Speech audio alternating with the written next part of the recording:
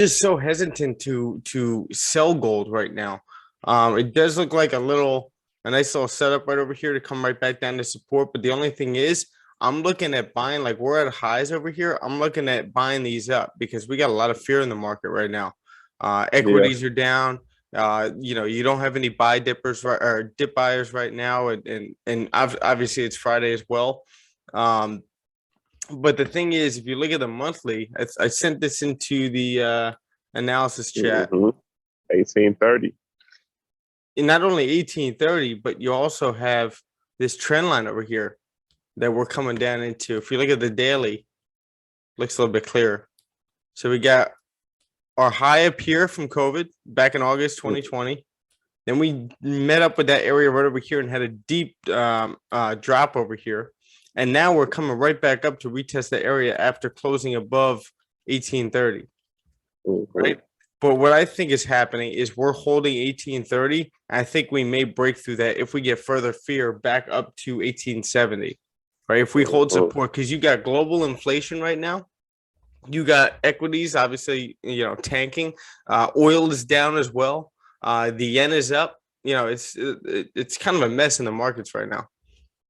So I'm looking at buying dips to bring gold back up. The only thing is, this is what we called yesterday in the analysis section or the day before, price reacting to this area and probably coming down to retest 1830. I didn't know if we were going to come down, but I thought we were going to hold kind of a support over here and possibly continue back up. But maybe this is a dip buy because you see the 4-hour reacting to that area, right? 4-hour tapped into 1830 and rejected. Only thing is the new 4 hours coming down. I think maybe we tap into 1830 again and form some kind of a double bottom over here. And then if we get further fear over the weekend, you'll see price coming back up and retest that high up there. But this formation looks great. Like I said, it's just hesitant for me to sell gold right now. But I do like the setup. Are you in gold right now? Nope. You're not touching that? No, not right now. I like to wait a little. I like New York session. Sure. Around that 8 a.m. going into New York session. Okay. I like those times. Cool. I feel like it just moves easier. I see us. What was that? I said it just gives me time to see, let the market, create its, 100%. 100%. So I just bagged 10 on GJ. Okay. Over here. Nice little impulse move. It didn't create that top wick over here on the 1 hour or the 30-minute either, but you have all this bearish pressure and you see the resistance holding right here. And you see all this pressure right here. And all you need is a little volume. 6 o'clock, price passes the low right over here. These wicks, you can see it better on the 15-minute. But you get this 15-minute candle close below that area. And then I took this at 6:15. I basically grabbed this candle and then I just closed the full thing. So right now, what I'm waiting for is I'm gonna re-enter this if we get a nice retest right here. Because it looks like we're stalling out down here. Yeah. We're stalling out down here. Maybe we come back up to retest and then we could take this thing down. This could be our group trade. That was a nice trade on the 15. Those are the setups I like. Yeah. I even like to see those setups on the 15 and the 5 with gold. Yeah. Like that's one of my favorite ones. Yep. Yeah, they're nice. I mean, it's so nice when you see like the same setups you've seen over and over and over again. They just keep like that right there was. I know that was like easy to you. You didn't waste no time. You just got it right away. Oh yeah. Well, I mean, we've seen it. We've been doing this for a year together, right? Yeah. You see this every day. Yep. Well, not every day, but very often. Yeah, that was a beautiful trade right there. But stress free. Yeah, like it's gonna drop at least 10 pips once you get this close right here. It's like once you get that volume, even though you don't get that top wick, you take that gamble, put your stop loss somewhere up here. I take this thing down. We're below all 3 EMAs. I'm kind of pissed I didn't get any of this. I was on a Zoom with Tiffany and then again with Kat as well yet last night, and I was just like watching this happen. But it's obviously rude to be on a inside of a trade while you're doing the Zoom. I don't want to be like distracted and stuff like that. But I saw this drop, and like once we were starting to like we got this close, and then this candle created a top wick and passed low over here. We're finally exiting this area and just like dropping. But what I thought was once we get this bullish close, we could get a retest over here and then we could get in, but we never got that. And that's when this happened. That's when I saw this candle right here with a wick to possibly fill. I knew we were gonna possibly drop further. Mm-hmm. Where was it? Yeah, no, it was this right over here. So we got this bullish close, then we got this doji candle right over here, a bearish candle. Then this candle failed to break the high and then broke the low over here. And I was watching that happen 6 o'clock while I was on that Zoom. And I just saw us drop and I was like, oh, sucks, but whatever. Whatever. Let's check out the get this over here. Yo, have you seen this before? You've seen this, right? What's this? This is Teletrader. Uh-uh. No? All right, let me send this in for you. Oh, I think, yeah, you showed us this last year, didn't you? Yeah. Yeah. It's weird to say 2021 was last year.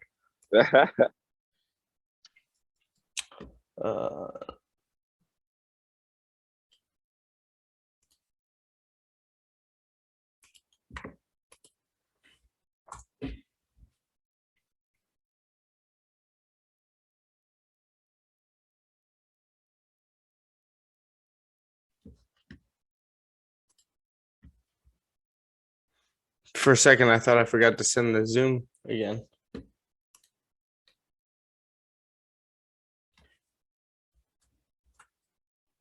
It's Friday. Oh, wake up. Yeah. Wake the fuck up.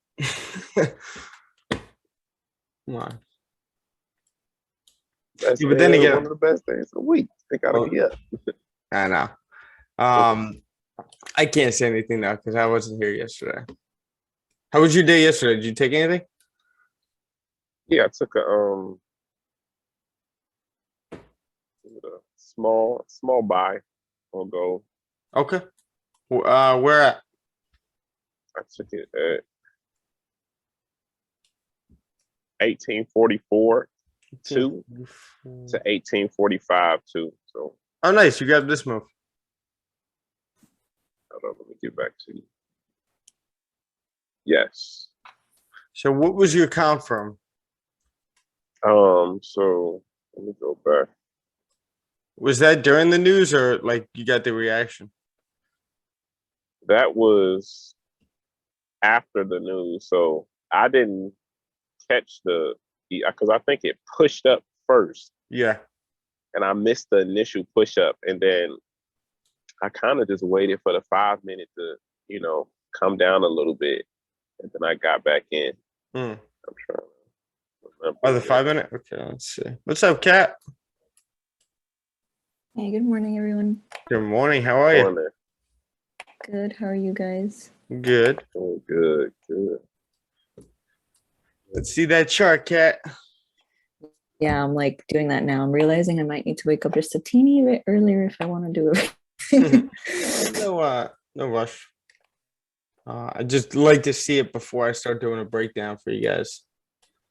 Yeah, I'm trying to fix my magic keys first. I feel like that is going to be interesting moving forward since it's been messing up so much. But yeah, let me get on that really quick. Have you tried not only contacting him? I know you did on Telegram, but have you tried emailing support? I have not. Okay. Yeah, that's probably your best bet because that's like a professional, reaching out and like the support team, like people that work for him could be getting back to you. I just wanted to give you his direct contact in case he were to answer because he answers me right away. But, I give his contact out every once in a while to some of you guys, but I was hoping that would help, but I guess he's been a little bit too busy. Mm-hmm. Yeah. Do you know if the team is kind of big? Because like that's the only reason why I haven't reached out, because I kind of assume it's a one-man team. It used to be. It used to be just him and I mean just him basically. Raquel was actually helping out with shipping out stuff like that, but he would handle all the support. And that's when I was a little bit closer with that group. So I was, I would reach out to him and I was having plenty of issues because this is when Magic Keys first kind of came out. This was the second model of it. When the second model first came out. And there were, like I said, there were a lot of issues with it. So he would have to help out and do it himself, stuff like that. One? What was that? You still have the same Magic Keys from when you first started? Yeah. Okay, so it's just like the system that changed. It's, I guess, the back end, the software, they do updates, stuff like that to it whenever there's any kind of mass issue. But gotcha. Yeah. What's up, Carlos? I'll try going later. Yeah. Hey, what's up? Good morning, everyone. What's up, man? How was your birthday celebration? It was good. It was good, man. I enjoyed it, Cool. but I'm glad to be back into reality. We're out in Vegas, huh? Yeah. I guess I won't ask you what happened because it all stays out there. Yeah, it was fun, man. Awesome. So I got a couple of you guys in here. I think this is enough for a Friday, but we'll do a full breakdown of GJ and gold. I was just breaking this down for Chris. I actually grabbed this candle and I'm completely out and I'm waiting for a retest so that maybe we can get a group trade going where we get the retest of this area. But let's delete some of this stuff and we'll go back to some of the higher time frames over here and take a look. Now, obviously, you guys know we don't have too many fundamentals coming out today, other than we had the retail sales. So let's actually go back to that. Here's our database cat. Also, I sent this into the fundamental chat. Carlos, you've seen this, right? Teletrader? We've been talking about this for a long time. Yeah, I've seen that before. All right, cool. So I actually sent the link into the fundamental chat over here. But let's actually take a look at Forex Factory and see what we got. So retail sales, negative 3.7 month over month over here. So obviously that's not too good.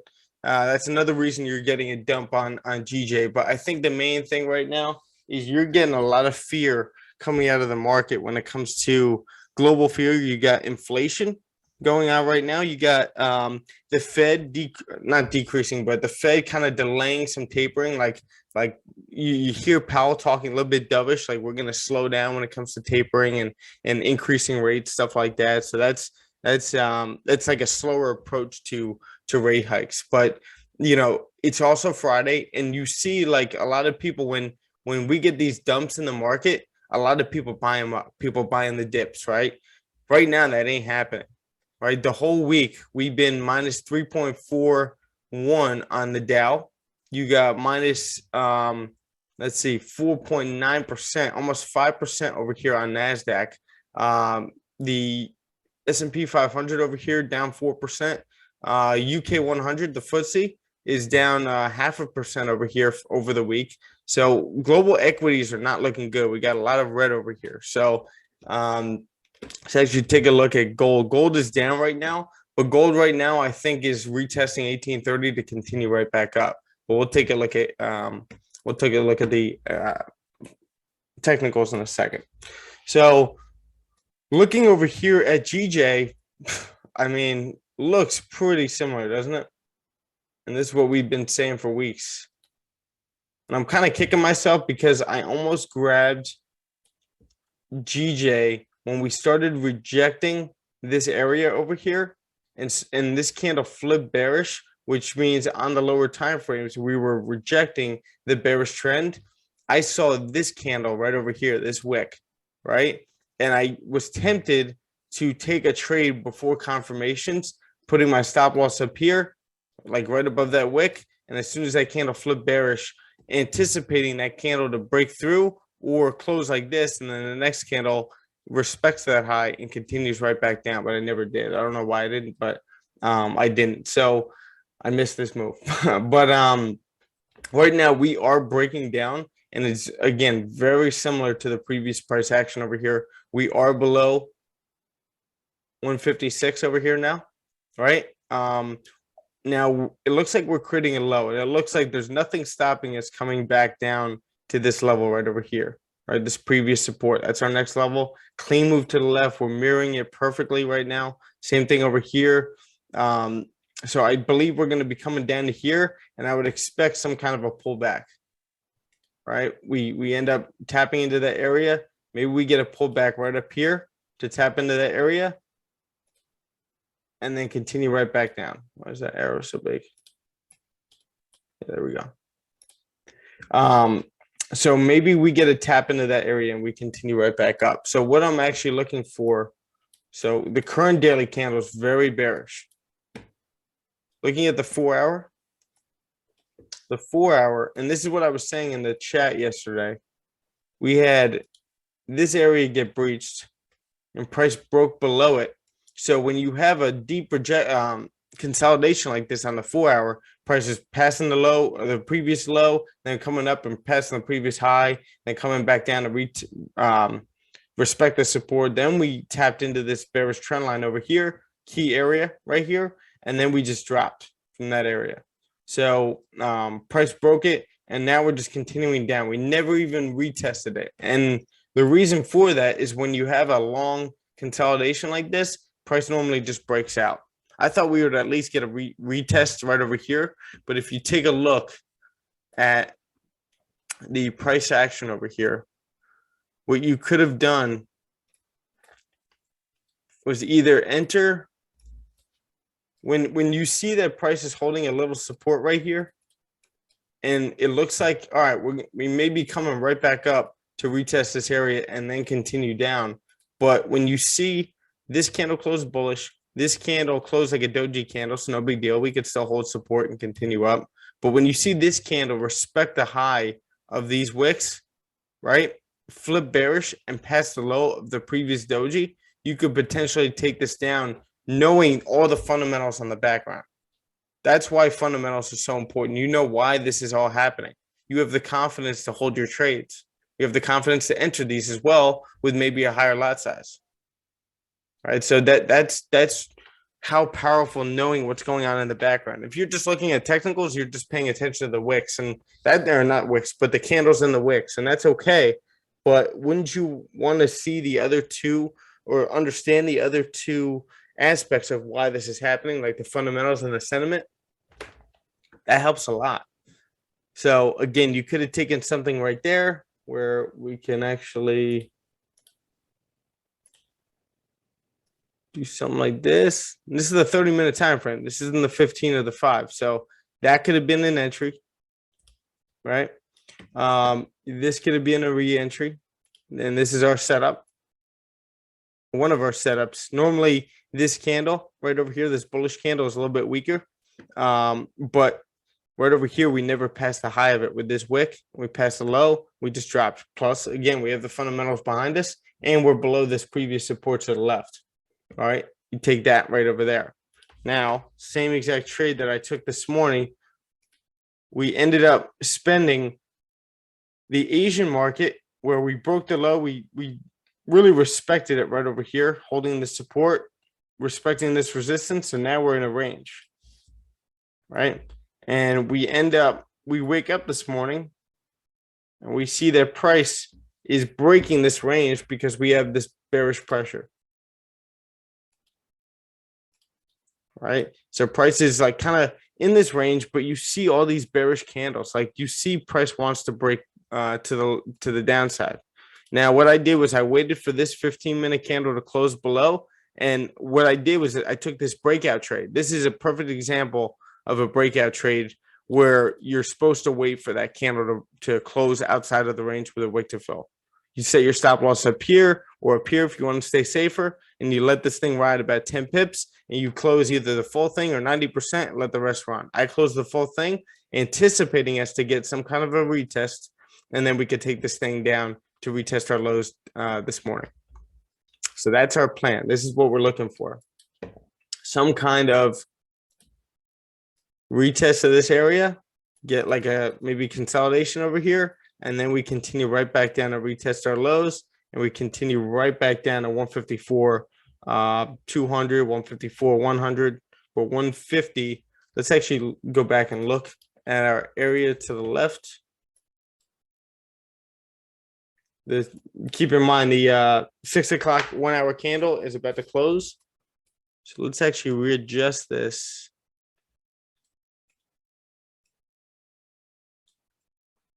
You know what? I'm drawing this here because this is our next like main support, but I see a lot of rejections right here.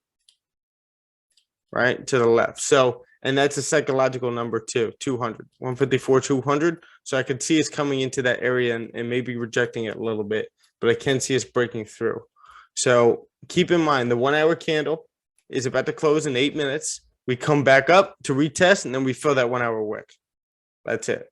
If we get a close back into this area, then we got to rethink some things. And that's it. You have a plan, that's it. I'm not looking to take any buys on GJ on a Friday with equities looking the way they do.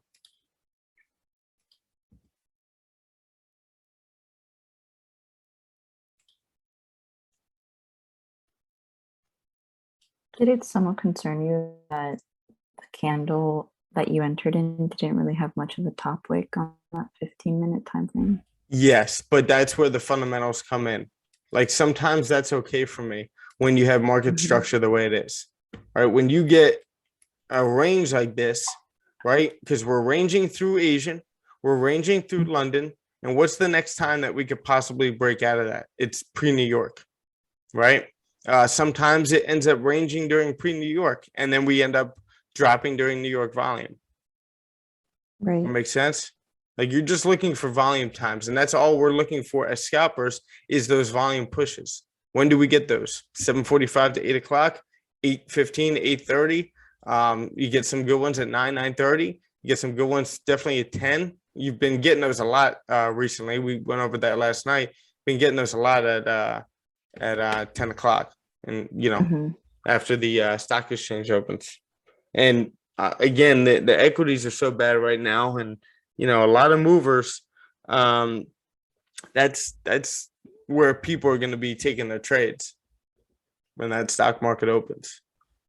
Right. So let's just look for that retest over here. Kat, I'm sure it's something very similar. Yeah, basically I'm looking for the same thing. Cool. For a retest. Cool. So we're mainly looking at that retest of this support over here, but we also have like kind of a key area. So maybe we end up coming up here, ranging a little bit, tapping into this area, and then continuing right back down. Let's take a look at gold over here. So gold's holding kind of a support, but let's go to the higher time frames first. Chris and I were just looking at this. I want to break down on the daily. You see it on the weekly as well, but I sent this into the fundamental chat. No, the analysis channel. Since creating our highs up here, our all-time highs on gold, right? Back in August 2020, we've been in this downtrend or in this corrective phase on gold, right? Vaccines came out, people started to learn more about COVID, right? There's a lot of different things that were going on. People getting back to work, all that stuff. That's this market structure. That's what this is, right? So we had a lot of different things going on, inflation fears, the Israel and Gaza conflict, many different things going on within this range over here. But the second time we tapped, or we kind of formed a potential trend line with this second tap over here, right? So now we're tapping into this area. What made it valid was our recent price action after breaking 1830, right?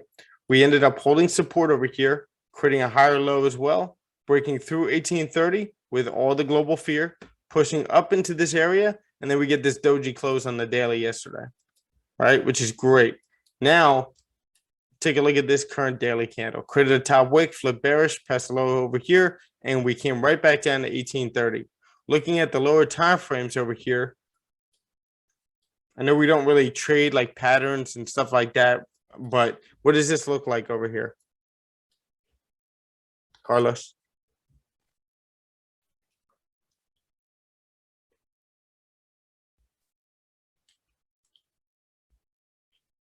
There you go. Head and shoulders. So we got a perfect head and shoulders. You can see it clearer on the 1 hour. But right now we got that strong bearish candle coming down, retracing from our highs over here, right? Now this 4 hour candle created a top wick. Now we're starting to flip bearish.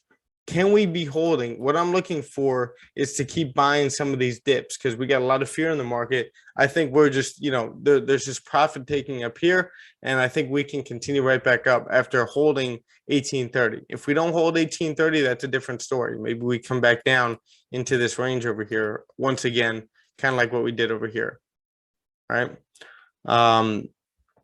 Next area on the higher time frames would be right here. Want to pay attention to. Looking at the 1 hour. 1 hour looks like a nice head and shoulders over here. Now this 1 hour candle creating that top wick, that doji rejection. This candle creating a top wick, passing the low over here. Great setup over here. 30-minute candle continuing right back down. 15-minute candle creating that top wick, passing the low over here. Can we get a sell right over here potentially with that 15-minute passing?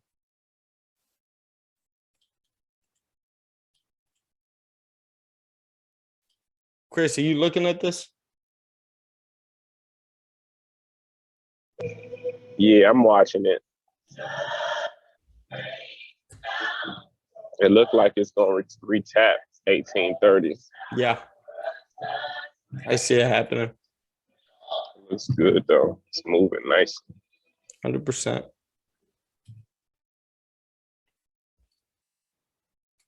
So yeah, that's what I'm looking for over here. It's just a break of this low over here and potentially taking this thing right back down. The only thing is I don't want to sell gold right now, if that makes sense. But you do have this clean candle right over here that we can be mirroring. And at least, maybe we don't tap 1830, but we retest this low over here.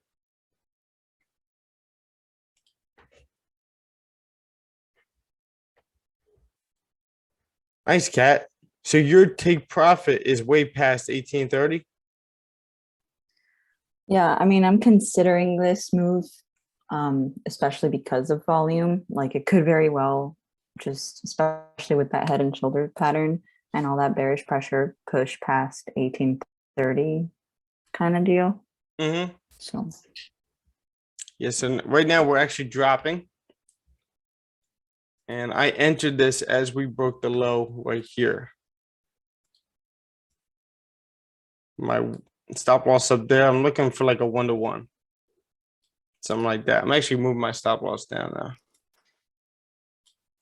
now. Magic keys is pissing me off. Oh my God, again? I cannot. I did not enter the trade. Yeah, like I don't get it. How many times do I need to reset this thing? The good thing is though, one thing that you could pay attention to is the fact that here we go. It's looking nice.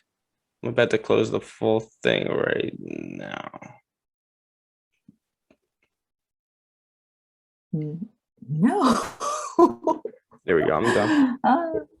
Yeah, I basically grabbed this into here again. Like I was very hesitant. I actually moved my stop loss down before I closed the full thing, but I was hesitant on entering gold sells over here just because of the economics, just because of the fundamentals and what's going on. Gold sells doesn't seem attractive to me. What I'm looking to do is buy the dips over here at 1830 and take this thing up next week, right? If we hold 1830 over here.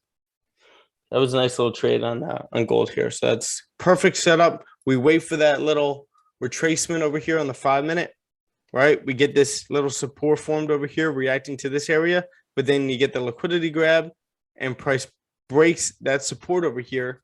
That means the 15-minute created that liquidity grab and passed the low of this candle, which is where our entry was with a clean move to the left. And then we just closed the full thing right at this low over here. Just a quick little, it was about 15 pips. And I was done. But what I was saying to you, Kat, was the good thing is like with funded trader, the fact that I can't use magic keys, you can keep them on the chart as the calculator. So I know my lot size. I don't have to go back and calculate that and everything. Right. So now I know my lot size. Now after a couple of days, or actually after about a week now, I've gotten used to the old-fashioned way of entering and managing trades. Only thing that I hate is the fact that I can't use that custom close button. Like that's which is the main reason for getting it too, though. yeah.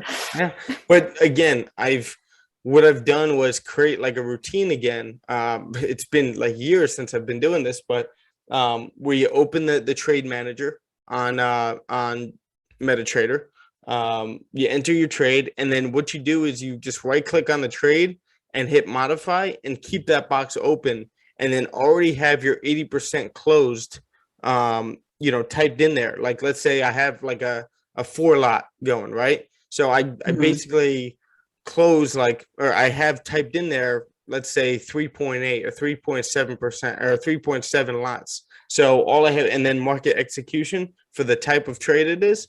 And then what I do is I just keep my mouse on close. And then once I'm ready, I close most of it. And then I just manually move my stop to break even. Right. Makes sense. But you shouldn't have to do that. If you're using a regular MetaTrader and your regular broker, you shouldn't have to be doing that. So like I said, please contact support, and I think they'll be able to get back to you. Yeah. What's the expert advisor that's coming up in the journal? What's it saying? Let me see. Also, is your auto trading at the top? Is that clicked? I think that was the problem just now. I'm like, I feel like I have so many little things to keep up with this thing. It's like if I don't forget one thing, I do another thing, and I'm like, oh God. I know. What does it say in journal? Well, actually, first the top where it says like new order, and then there's a couple other things, and then it says auto trading. Is that clicked on like a green, or is that red? Yeah, I just clicked that. You just now clicked it? Yeah, apparently. I thought I did it, but maybe it's because I have a demo on here. So maybe I did it on the demo and then I switched and it slipped. That could be your issue right there. Or if you go into the settings of Magic Keys, when you drag it onto the chart, there's a setting called allow DLL imports. If you got to have that clicked as well. Yeah, I turned those on for sure. Okay. Yeah, no, what happened just now was like that I didn't turn on the algo thing apparently. Okay. But before that, the custom and close half, that's just like a whole other entity in and of itself. 100%. 100%. What's up, Miles? Morning, buddy. Morning. What's going on, guys? Nothing much. How you doing, buddy? Pretty good, man. Pretty good. Awesome. You take anything yesterday?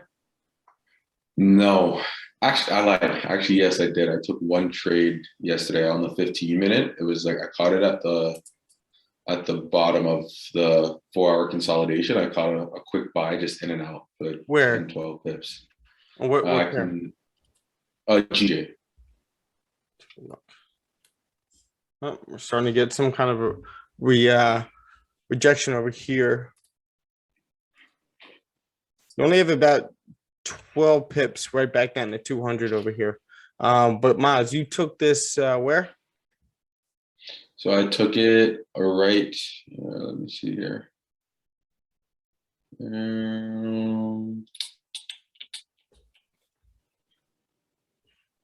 me 1 second.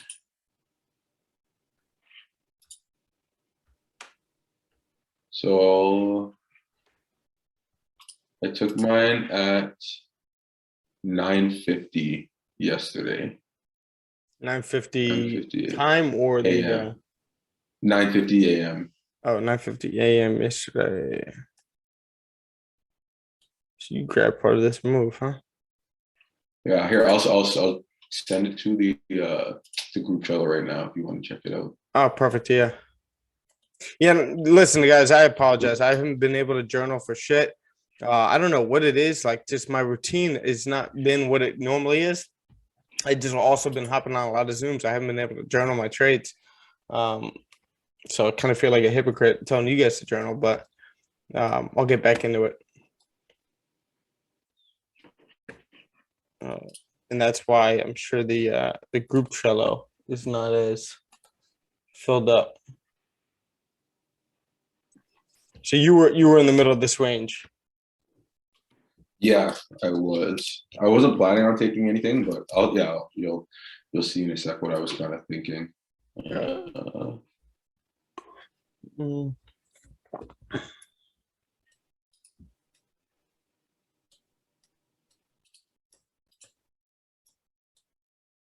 So while we wait for Miles, do you guys understand why I closed the full thing right here? We have fundamentals, again, fear in the market. So we shouldn't be breaking too far. We're close to 1883. 1883. I'm so used to that show right now. 1830 over here. But what we had was this 15-minute candle closed with no bottom wick. This candle passed the low right away. So once we retested this area right over here, I'm bullish on gold anyway, but this is my setup. Bullish on gold. We retest this area after not getting a bottom wick over here. We tap into it. I know that there's a high possibility that we start to reject, right? We start to come right back up to this candle and create like a bottom wick or some kind of a top wick up here, or hold support and a double bottom over here to continue up. That's what I'm looking to get. I'm not going to hold a trade over the weekend, but I want some further confirmations where we continue to consolidate, hold 1830 as a support, break above 1836. You could place your stop loss in the middle of this range or even below it if you want, below 1883 or 1830. And then you could take this thing up to retest the high and continue right back up if we get further fear in the market moving into, what's it called, next week. I'm sorry, what is the fundamentals that you were talking about specifically? And does that have anything to do with that website we were talking about in particular that could lead you to think that way? With gold? Yeah. So again, you have, let's take a look at teletrader.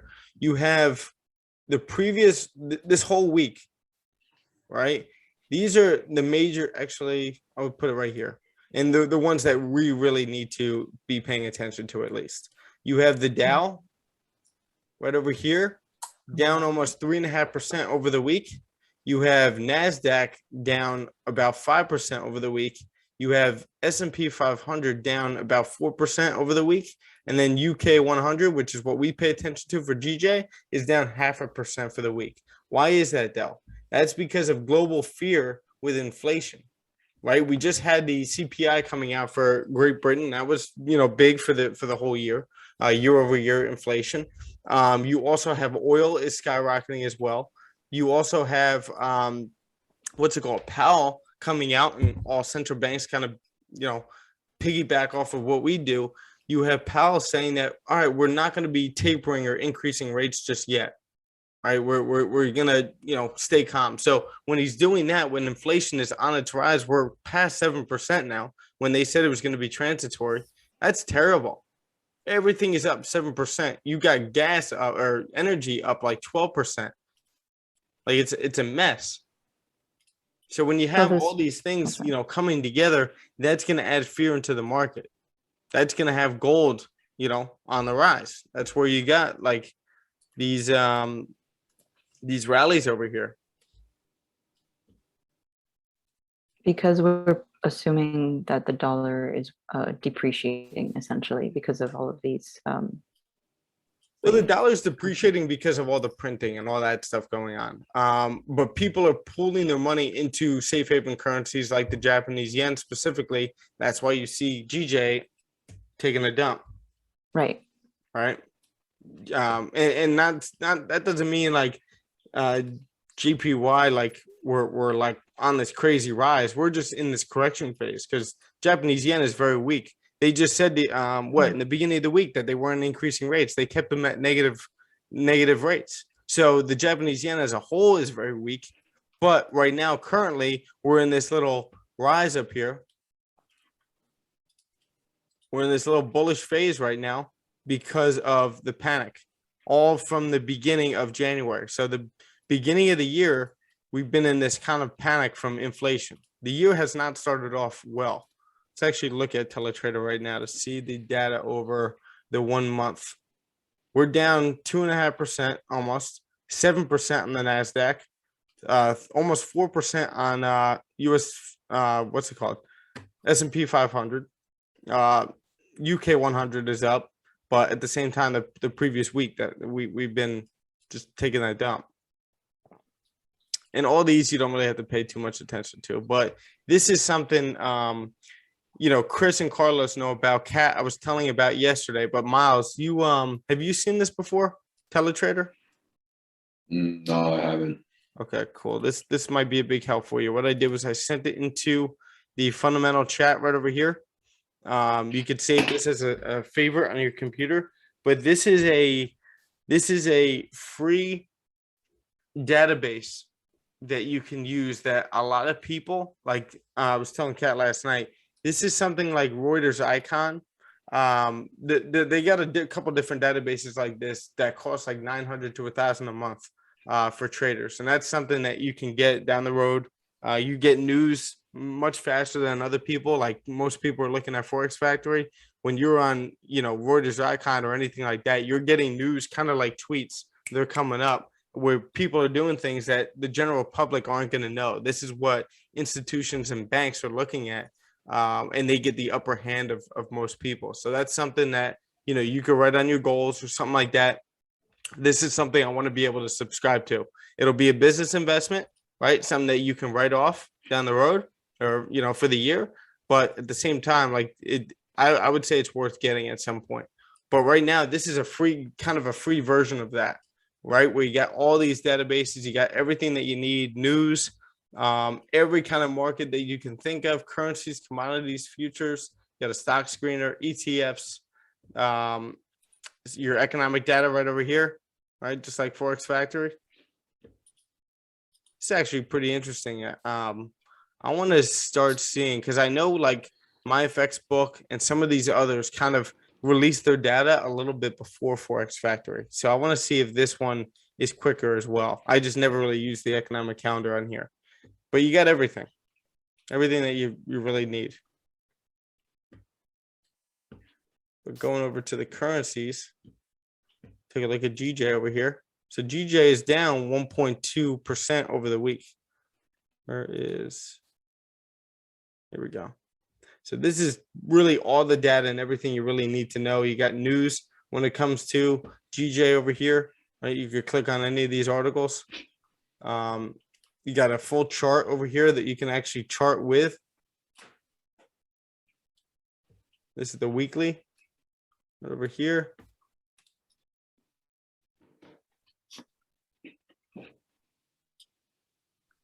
Hold on one second.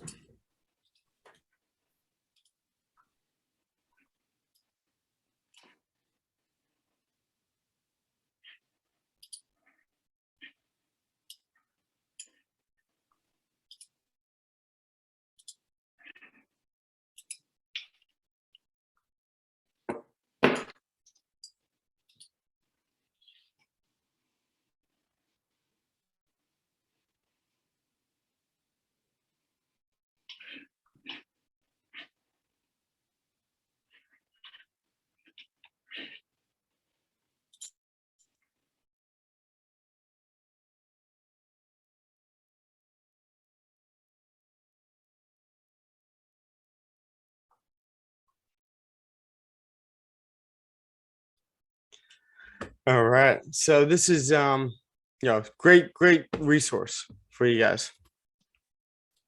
Question: do you look at the percent change for a more actual, like in the moment type of information? Like for instance, I guess right now on gold, when you go to like the main page, you'll see that gold says percent change negative 0.18. Mm-hmm. So you're saying, do I look at that?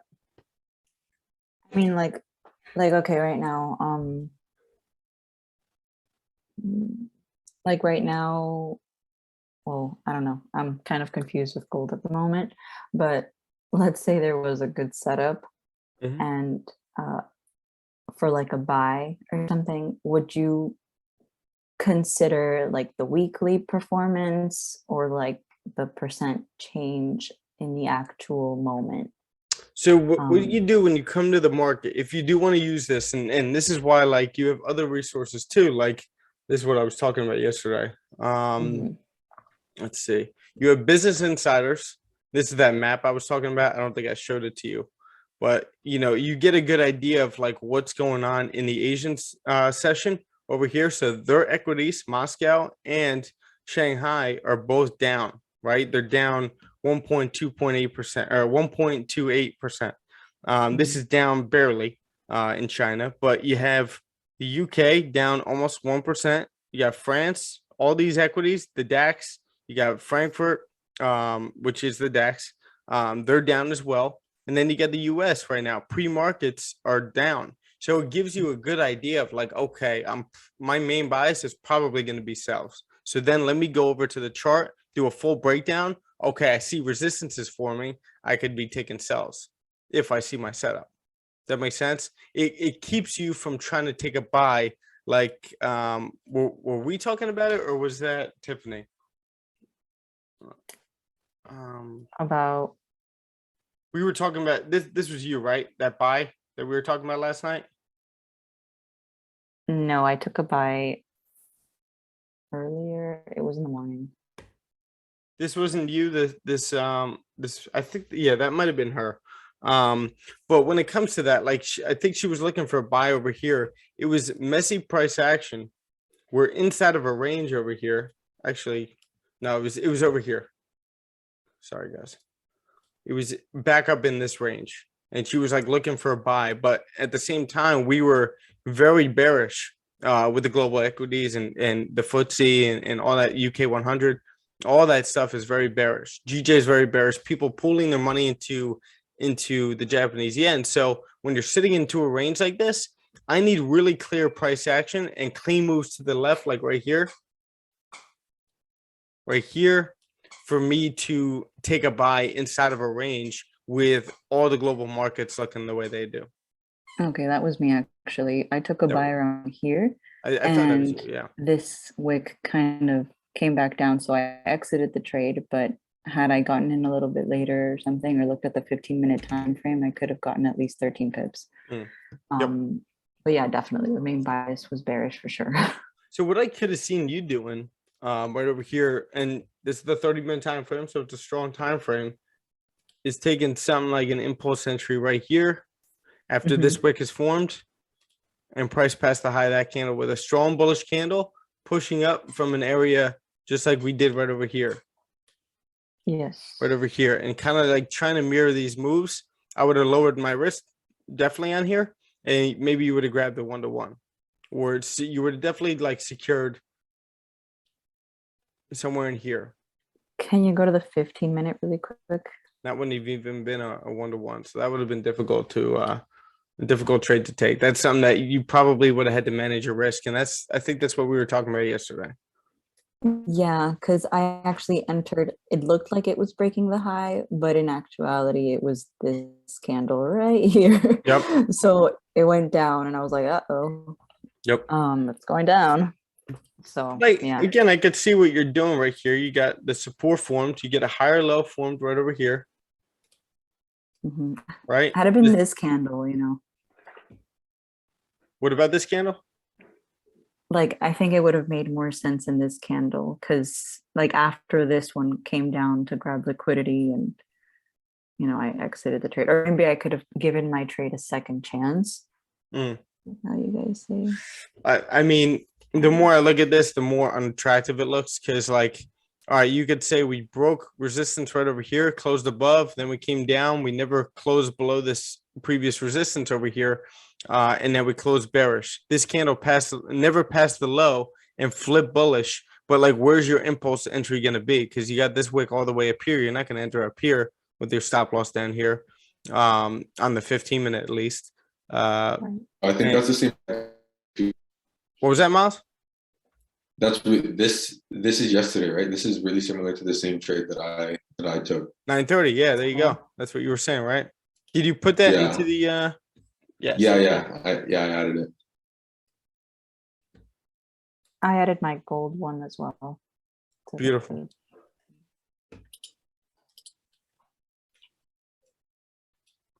What's up, Gio?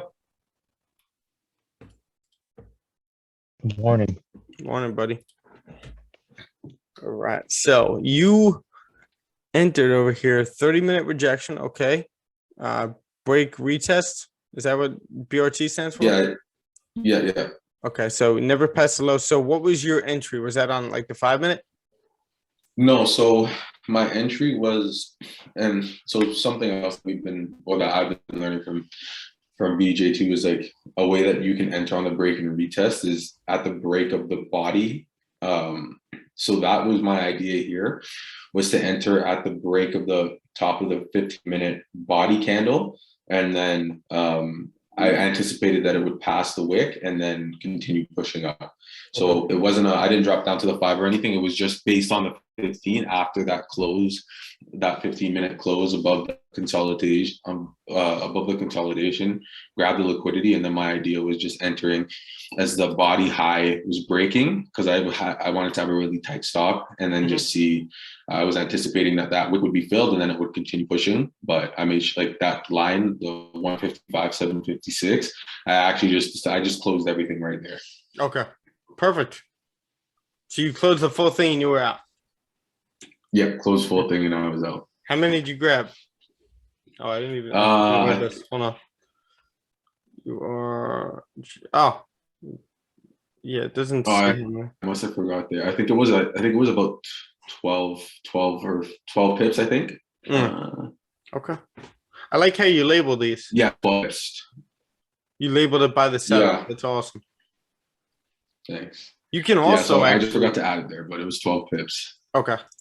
Cool. 12 pips. That's it. Bag 12 pips. Was that even 1-to-1? Yeah, that was 1-to-1. Okay. Oh, 12 pips. Stop loss. Okay. Yeah, you can also, I think there's a checklist right over here. Instead of making it a checklist, you could probably do the same thing where, like, all right, you could check off like this was this kind of setup, right? A breakout or a break and retest. So awesome. Great job on the detail too. Carlos, let's actually take a look at your trade right now. I actually want to point out before we do, I want to point out gold right now. Let's take a look at GJ. Ooh, GJ. Yeah, I was gonna ask I was thinking about GJ sells if this previous 30-minute gets broken on the break and retest. I wanted to see your thoughts on that. Now, we could definitely get that. I am looking at this area right over here. I marked this area off because we have a bunch of rejections over here. So we may get a rejection over there. Let's actually go over to GJ right now.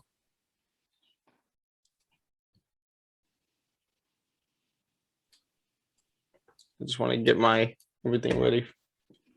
What time is it? So the 30-minute is about to close in 5 minutes.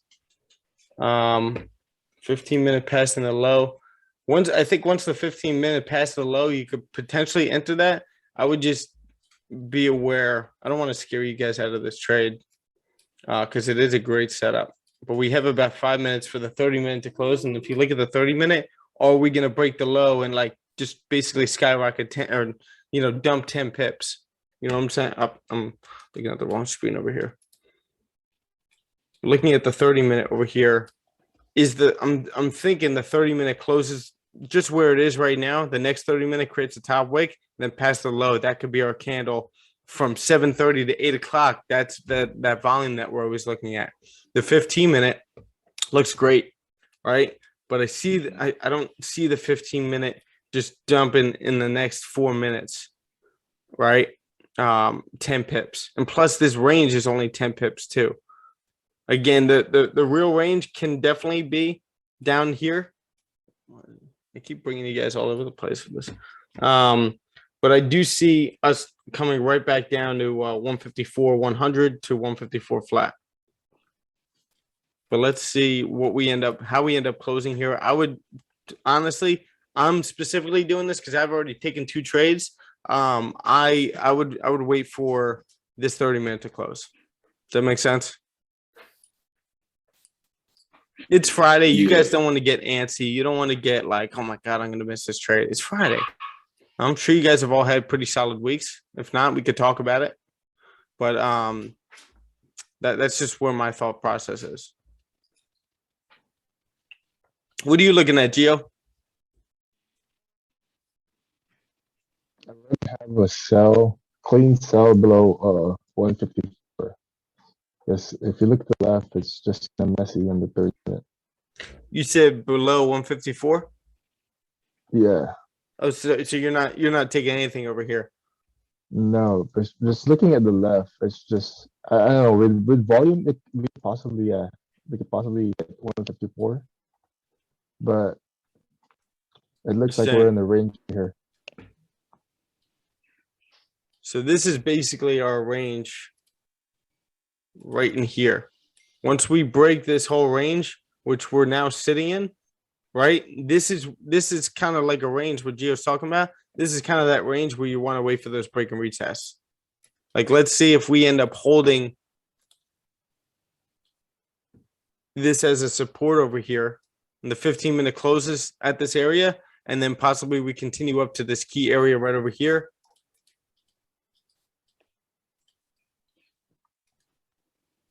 To then continue down. GJ's dropping now.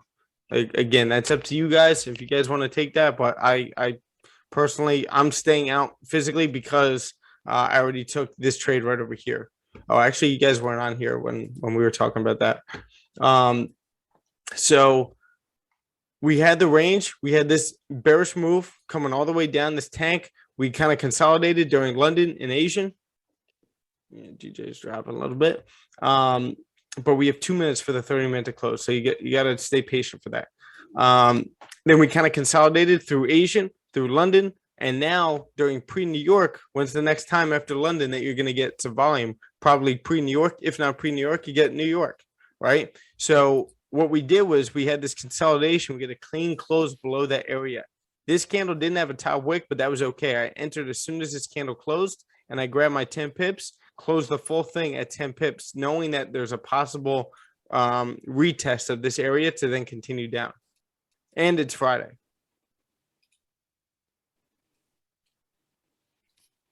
So this will be good for the 30-minute if the 30-minute does, or the 15-minute does close below this area over here, right?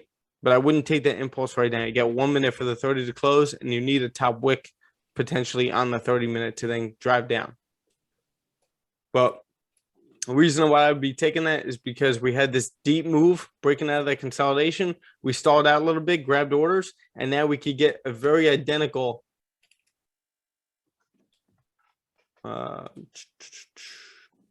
move from here. You get the same exact thing right here. But what I did want to point out, though, okay, so the 30-minute on GJ just closed a no bottom wick.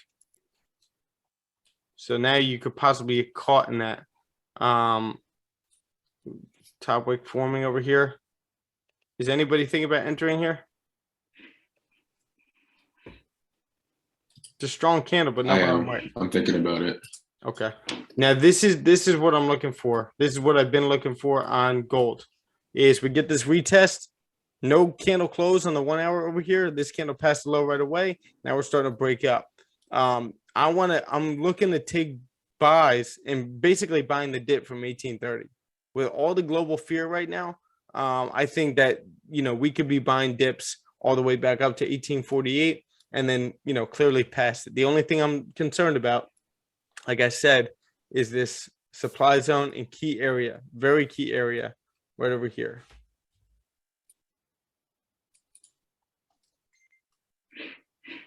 It's the third time we're meeting up with this trend, making it valid. Plus, we're actually rejecting from it. And I think the only reason we're rejecting from it is because of the technicals. Right now, we should be bullish. So I think we're retesting 1830, right? And then continuing right back up. This candle never passed the low of this wick. It's great. Now let's see if we break back into this range and retest it, and you can continue right back up.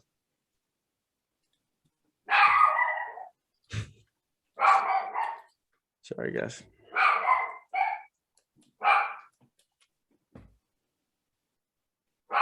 Hold on.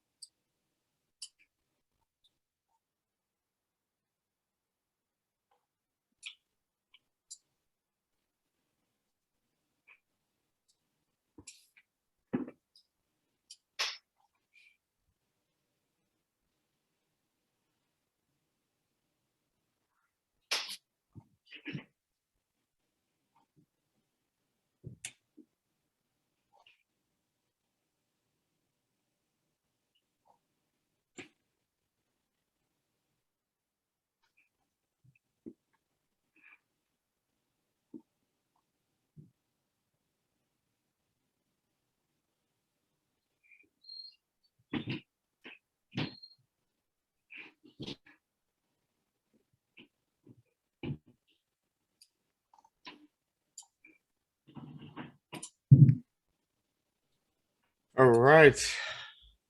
How's everyone doing? Let's get rid of that.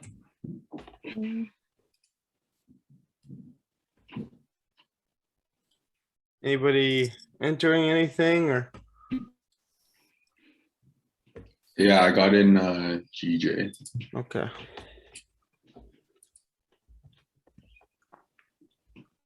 Stop loss? Stop loss is just above like that 15-minute resistance. Okay. Cool. Yeah, I mean, in a way I'm tempted. I just don't like how this 30-minute close with no bottom wick. But I already took 2 trades for the day, so I'm just about done for a Friday.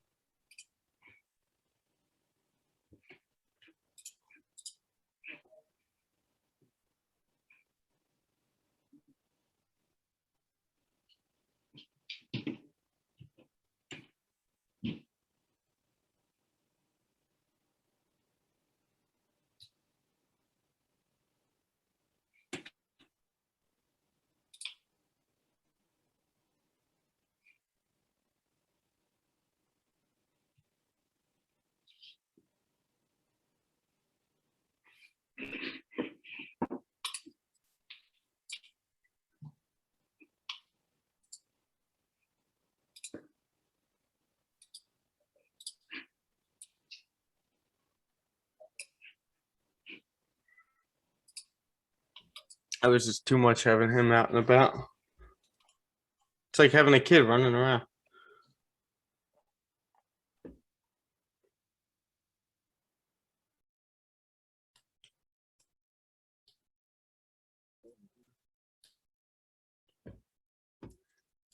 All right. Do you ever look at gold in the 5-minute? Oh yeah. Yeah. Because I'm looking right now and I don't know, I'm debating simply because it did close above the 1836 level and it did a 50% retracement on that engulfing candle.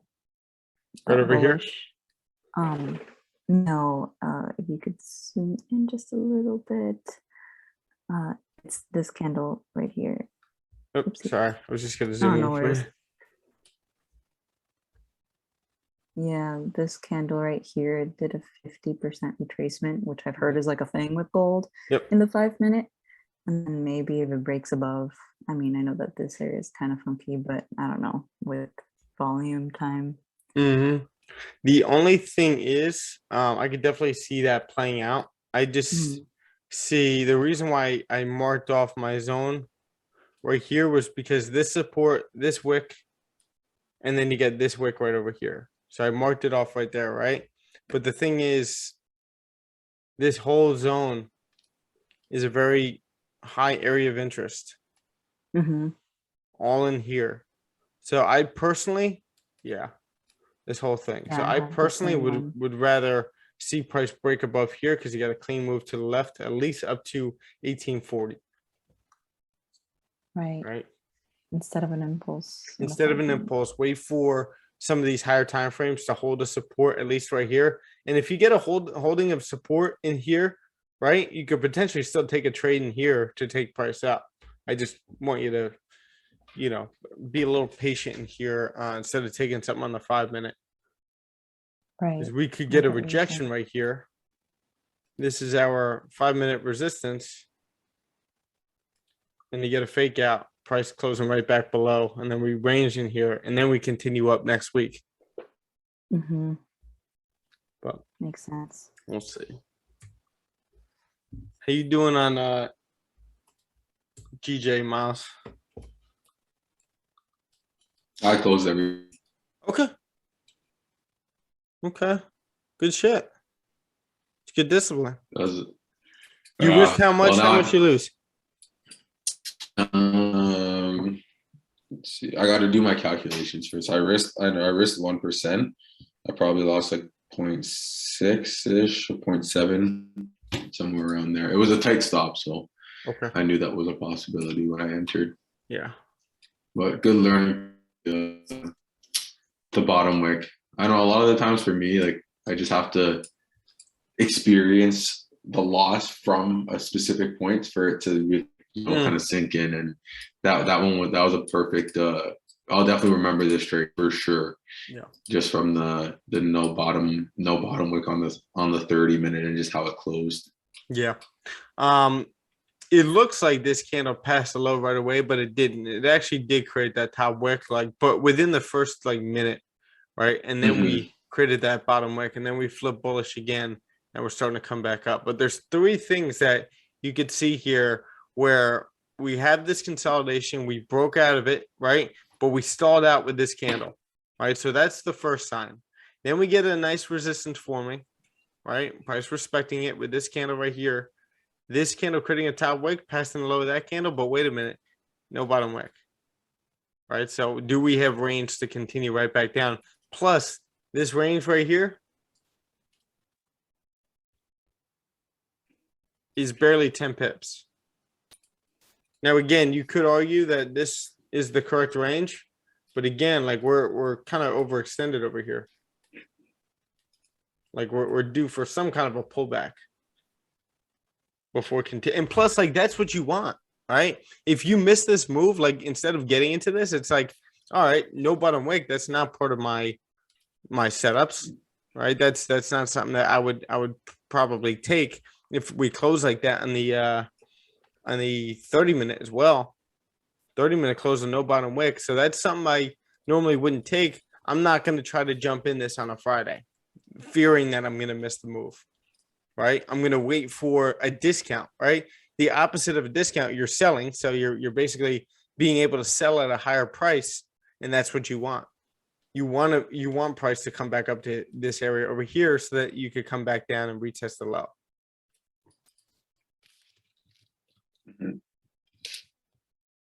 Makes sense. Yeah.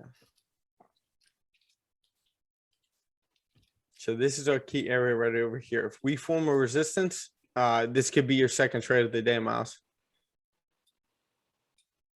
I could definitely see that happening with New York volume. Let's check on gold again. It made sense. I was also thinking what Gio was saying too. Like when I did look, I did see that there's definitely a cleaner range below 400. And on a Friday, that's definitely something that would make a lot more sense to just wait for rather than just taking it in just take in the conditions that I did. Yeah. What I want you guys to do is focus on win rate. Kat and I were going over this last night. If you focus on win rate, let's think about this. So when you take trades, let's say you get your perfect break and retest setup. That's the only setup that you take. But you end up take trades when you have the wick to fill, and you also take the trades when you don't have the wick to fill. Now, let's say you cut out the trades of the wicks that, with the candles with no bottom wick to fill if you're in the sell, right? Let's say you cut that out. Do you think your win rate is going to increase? Yeah, probably. Right. So are you going to miss trades though? Absolutely. But your win rate is going to increase. That means you're going to be more in profit than somebody that would be taking both. Again, trading, sometimes it's not sexy. It's not, there's some things that, you're missing out on, stuff like that. You're not getting part of every single action, but at the same time, you're winning. And that's all that matters. You could get your fun when you're on vacation. You could get your fun when you're doing things that you want to do when you're outside of the market. When you're in the market, it's not meant to be fun. It's meant to be, I'm trying to find the word for it, entertaining, or you're supposed to have a passion for this, right? We're supposed to love being in the charts and all that stuff, but it's not necessarily meant to be like, I got to be in every single move. That attitude is going to get you a blown account or just not being a profitable trader. See what I'm talking about here, Kat? Yeah, for sure. Now looking at it in the 5-minute, after it formed like that wick up. Yeah. Like, I don't know. Well, that's now not I'm the like seeing it in different angles. I'm like, this could have been a sell too, though. Like, Well, yeah, that too. Now you're getting a little fake out over here, but again, we're sitting in a range here, and we're bullish on gold, are we not? right. So you can actually get a pullback into this area, a higher low formed, right? You get this low formed, now a higher low. Now you can get another higher low formed over here, and then we could continue up, and you could have safe buys up here, Mhm. right? I would kind of stay out of this for right now. Let's look at some of these other time frames over here. Yeah, because look at the 1 hour. The 1 hour is bullish, and the 1 hour created a higher low. We're just rejecting that area over here. Does that mean you're going to take a sell right now? No. 1 hour past the high of that 1 hour. That's another reason why checking over multiple time frames is so important. It'll keep you from like, jumping into trades. That website, the markets.businessinsider.com. I was gonna ask you a question about it earlier, but I forgot. By looking at this, what is it exactly that you like assume about gold? So this is pre-markets. It's more so like our currencies. Like you check over this. Also, no, for gold as well. You're checking over the Dow, S&P 500, and the Nasdaq. What are the pre-markets? What are we looking at for how the markets are going to be opening today for this session, right? Oh, okay. Yeah, so that's what this is. Also, you trade GJ. You're looking at the pre-markets for the Ftse. And this is like essentially when you hovered over the USA thing, it's kind of the same information from the other website, right? It's just visual. Exactly. Yep. And then I was actually going to show you guys one more. You also have this. I'll actually send all this. Let me send. This is all going to go into fundamental chat.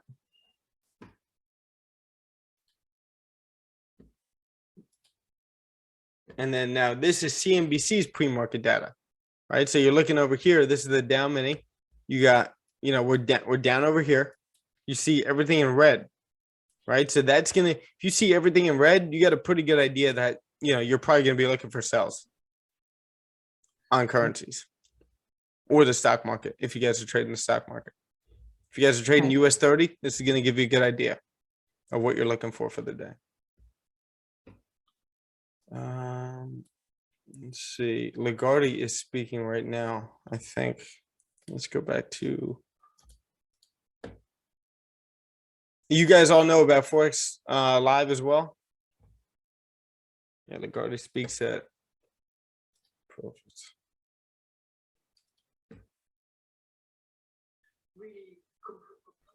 So this is the head of the European Central Bank, Christine Lagarde. Well, we see 50% energy prices. And as Kristalina alluded to, it is not just the recovery. It is also geopolitical factors that are critically important at the moment, unfortunately. It is also some idiosyncratic factors. It is some weather-related factors. And the rest, weather-related, essentially taking out a few base effects that will eventually clear out in the next month, actually, we see a lot of this super strong recovery that has outpaced supply, which was constrained. And as a result of that, we all talk about the bottlenecks, the congestion of ports, the lack of truck drivers and what have you. So then you ask yourself, these two big factors, are they going to be with us for the long term? Are they going to affect this inflation number and make it sustainable? And will that dictate our monetary policy response? And on all those fronts, we have to look at special indicators, one of which is wages. Our salary negotiations, our collective discussions between unions and employers actually driving towards what many would fear, which is this second round effect that would then lead to inflation being sustainable for the medium term and at a level that maybe is not desirable because it is above target. But so this is like, super important. And you don't have to watch these every time these people talk, right? But what you can do is go back and watch a report, like a transcript of what they were saying. That's what I do a lot for Powell. I don't actually watch Powell's talk or testifying in front of Congress unless I watch like the highlights on YouTube. I think Carlos, you had a good habit of doing that, right? You were watching Powell a couple times. I remember that. Yeah. Cool. So, it gives you a good insight. It's like trying to compare it to some whatever. I'll think of something, but it's just giving you a great insight and a great idea of what's going on in the global economy, because it's important. You guys are all business owners. You guys are all traders. This all affects you. Everything that people are talking about, everything that's happening with geopolitical issues going on with the economy, inflation, this is your business now, whether you like it or not, right? So this, like, it would be in your best interest to pay attention to what some of these people are saying, because chief economists, people and head of central banks, all that stuff are all paying attention to this. They're not just looking at charts. They know what's going on around the world. And me personally, this is what has always attracted me, because I started off in stocks just as many other people did.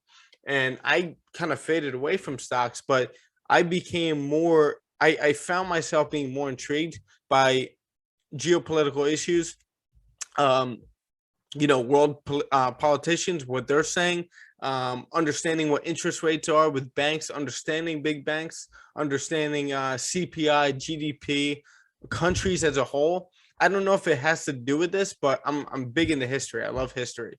So naturally, paying attention to what's going on around the world and what's going on with different leaders and stuff like that has always intrigued me.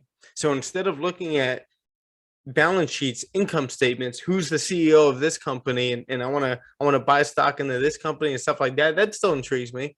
But what's going on in the global market, and the fact that this market is much bigger, always intrigued me.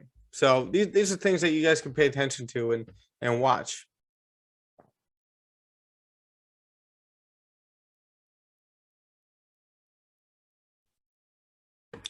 Did I send this into? No, I didn't.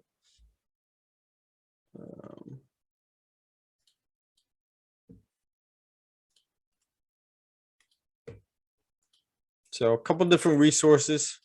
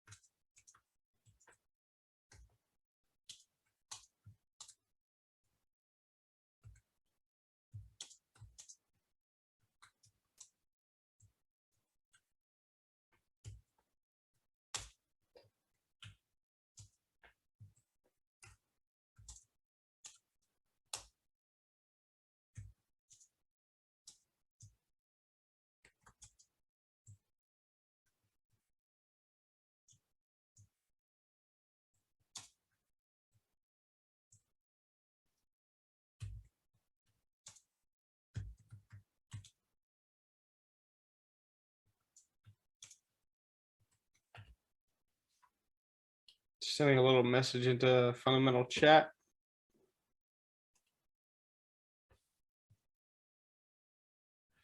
All right, cool. Chat here. Taking the impulse buy on GJ just now. Cat, I would not. So typically what you want to do is when price is in a bearish trend right here, you want to wait for that resistance to form. Like, especially like with me, I already took a trade. This does make sense. You could grab a scalp up here, but the range is only 10 pips up to that level. Plus all global equities are down right now, right? GJ is very bearish right now. So you're just looking for resistances to form, because guess what? If you take this buy right here, an impulse buy, you could get faked out. It's Friday. You were below all 3 EMAs, right? We could end up getting a close right below this level, and price just continues right back down, right? So instead of like trying to grab these little scalps up, just wait for the resistance to form and then take that down. Or wait for the fake out to happen and then take that down, right? It's just all about making a little bit better decisions in the market. Makes sense. Naomi Osaka was upset in the Australian Open. Why? She lost. Oh. Yeah, she's been, I think she has some kind of anxiety or something's going on with her. And she's been losing ever since. She keeps getting upset. I know she stepped away from tennis or something. Kind of feel bad, but Oh man. you see why we wouldn't take that buy? Yeah. Definitely. Yeah. I guess I was looking at those clean candles to the left, despite that zone being like super important, the 154.5. Yep. But this is something, well. I see what you're talking about. Mm-hmm. But it is, you were just about to ask your question? I guess because I was looking at it similarly to what happened yesterday with gold, that breakout of like that flag pattern, I guess if you want to call it that, to the upside in the morning. Remember, I asked you last night about that one. It didn't necessarily do something similar, but in my brain, it was one of those like impulse entries that. Right here? Oh, I'm talking about gold. Oh, gold. Comparing, yeah. Oh, yes. Right over here. Gold. Wow. This is kind of playing out exactly what I just said. Getting that higher low formed. Unless we're retesting this area to then continue right back down and get a fake out, but I doubt that because of the fundamentals on our back end. They help. So I know I keep walking away. I'm sorry, but I gotta use the bathroom real quick.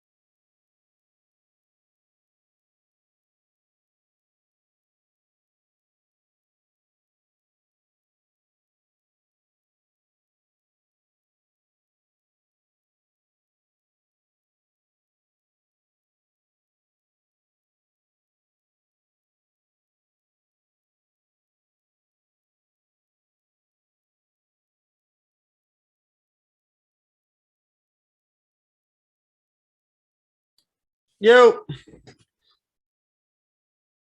Hey. Is anyone staying out of the market today, by the way? Yes, I am. Okay. Makes sense. Do you take any trades or just so the market said not to? See now. The 1 hour just closed. 1 hour just closed bullish. 15-minute on GJ on gold. Maybe an opportunity for you guys to take a buy over here, but just be mindful of this whole area over here. Right, you have the fundamentals on your side. Again, you get 2 higher lows formed. Why's my computer so slow again? We also got a strong close on GJ over here. Strong bullish close above that area. So I would expect possibly either a fake out right over here, which would be cool, or a retest of this area. Gold is right now rejecting. It tapped into this wick. Now we're starting to reject.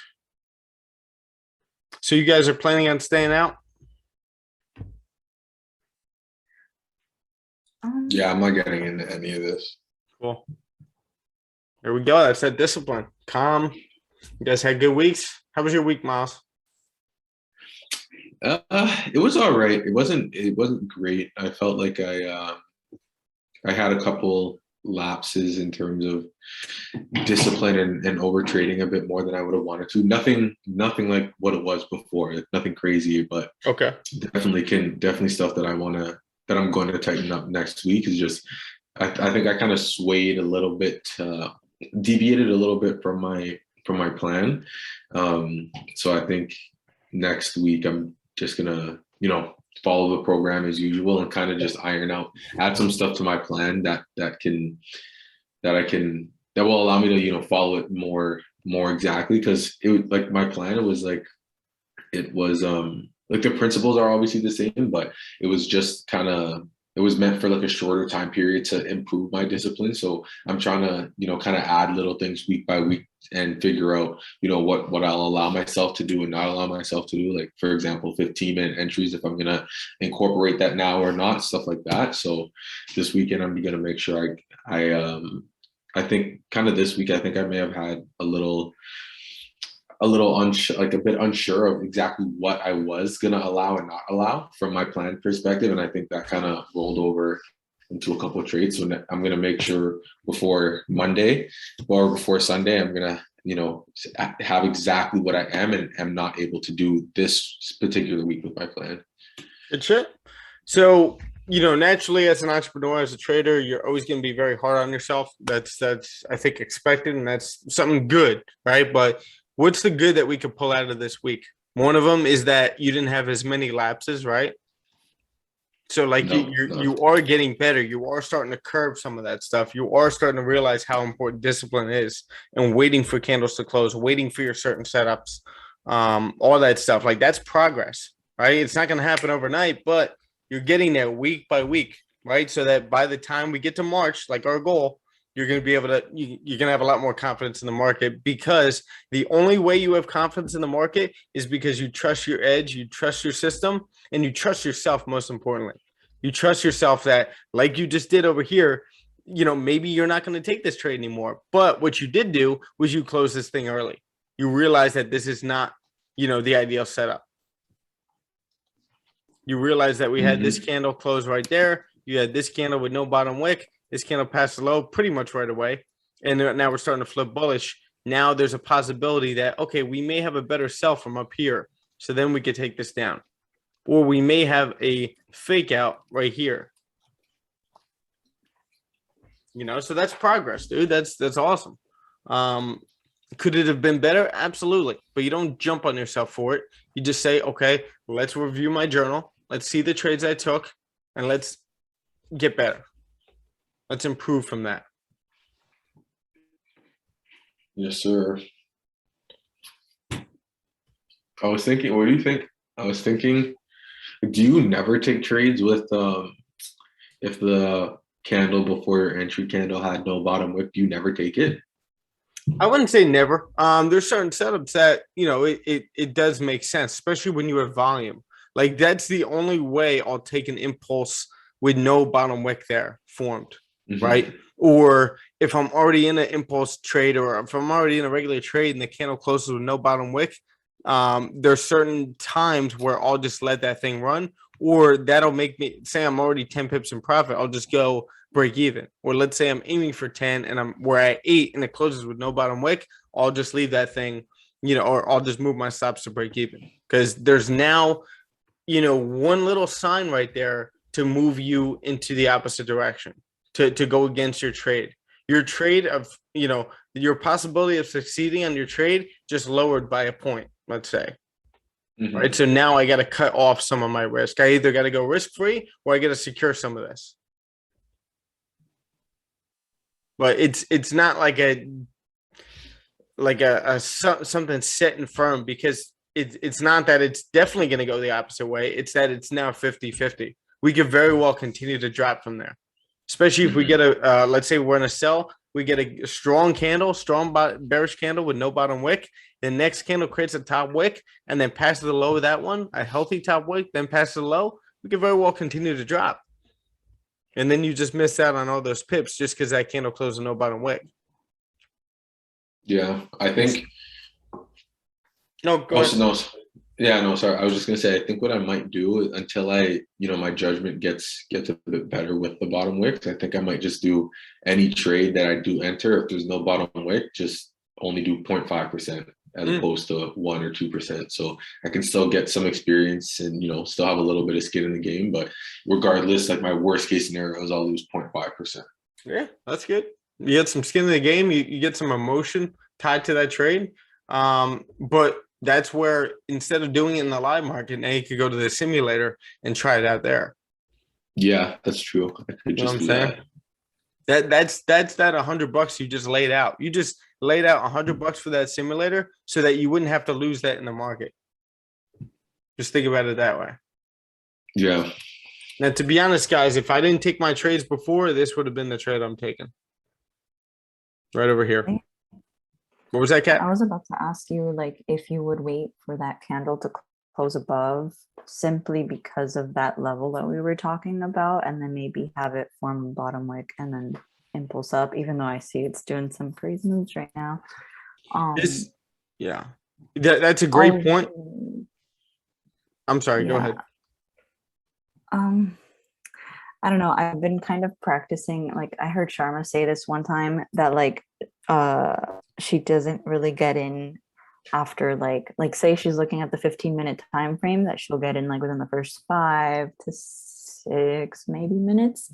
So when I start seeing, like right now it's 8:08, I'm like, that's pretty close to like the 15. So either that means like maybe I missed my impulse entry, or maybe I gotta wait. It looks like I missed the impulse entry. Or maybe I gotta wait for that situation. Yeah. So, what's it called? I understand that. I broke this down where, we get that first initial reaction. You're not going to take that impulse entry from up here because you have this whole area over here, right? But then you get this little pullback back into the range. As long as you get a strong candle forming right over here. This was good. Hold on. What's up, James? Morning, everybody. Happy Friday. You as well, buddy. Morning. So we ended up getting, kind of like a fake out over here. It looked like it'd be a fake out, but guess what? We got the fundamentals on our side, right? So we get the fundamentals on our side. We form this higher low. We've seen this happen many times where price closes back into the range, forms a higher support, and then we continue up. Like I said, if I didn't get those 2 wins before, this would have been the trade I was in. But I'm done for the day. I'm done for the week. I had a great week. There's no point of trading anymore. Could I have caught this? Absolutely. Does it sting? Absolutely. But that's the discipline. The discipline comes first. Because this could have very well rejected this whole area that we were just talking about and continued to range in here before heading up. But and also, if this was a Tuesday or Wednesday and we were getting this, I'd 100% be in this right now with my stops below this range or right in here, anticipating the retest of that high up here. That's all you guys want to be doing right now. When you see global equities the way they are, when you see inflation, when you see Powell talking about not increasing rates or anything like that, you're going to get pullbacks so that you can continue this right back up. You get this move. Okay, you missed this move coming right back up to this area. Now let's get that retest to 1830. It could have been right over here where we held support again, or right over here, held support again, and continued up to retest the high and continue right back up. But we got a deeper pullback, which is even better. Only problem is it's Friday. I'm not going to hold a trade over the weekend. But here's another setup right here. You could have taken that entry on the 15-minute, could have taken another impulse entry as we broke the high of the 30-minute over here.